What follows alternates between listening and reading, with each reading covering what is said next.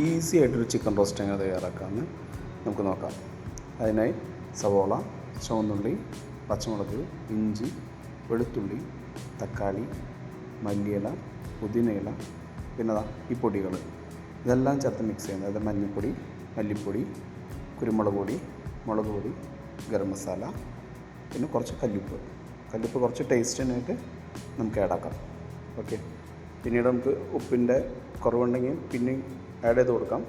അപ്പോൾ മിക്സിങ്ങിന് വേണ്ടി ഇതെല്ലാം ചേർത്ത് നമ്മൾ കുറച്ച് വെളിച്ചെണ്ണ കൂടി ഒഴിച്ചിട്ട് ആ ഇലകളും അതുപോലെ മറ്റുള്ള ഇഞ്ചി, പച്ചമുളക്, വേപ്പില, സവാള, ചുവന്നുള്ളി ഇതെല്ലാം ചേർത്ത് നല്ലപോലെ മിക്സ് ചെയ്യുക. ഒരു നല്ല മിക്സ് കൈ കൊണ്ട് കൊടുക്കണം. നല്ലപോലെ മിക്സ് ചെയ്തതിന് ശേഷം കുറച്ച് തക്കാളി ആഡ് ചെയ്ത് വീണ്ടും മിക്സ് ചെയ്യുന്നു.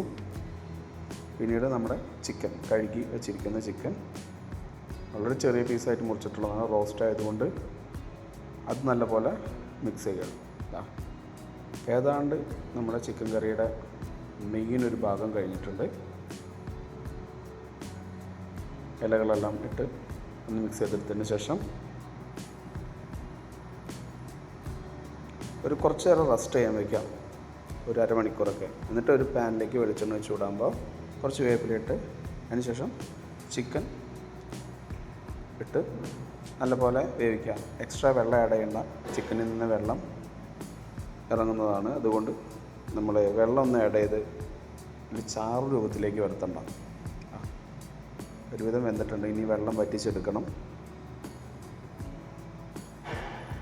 കുറച്ച് തേങ്ങാക്കൊത്തൊക്കെ ആഡ് ചെയ്ത് കുറച്ച് വലുതാക്കി തേങ്ങാക്കൊത്തിട്ട് കുറച്ച് കടിക്കാനൊക്കെ കിട്ടും, ഇടയ്ക്ക് ടേസ്റ്റ് ആയിരിക്കും. അപ്പോൾ ഏതാണ്ട് നമ്മുടെ ചിക്കൻ കറി റെഡി ആയിട്ടുണ്ട്. ട്രൈ ചെയ്ത് നോക്കണം, അഭിപ്രായം പറയണം. അടിപൊളി റോസ്റ്റാണ്, എളുപ്പമാണ്, പെട്ടെന്ന് റെഡിയാക്കി എടുക്കണം. Okay then, thank you.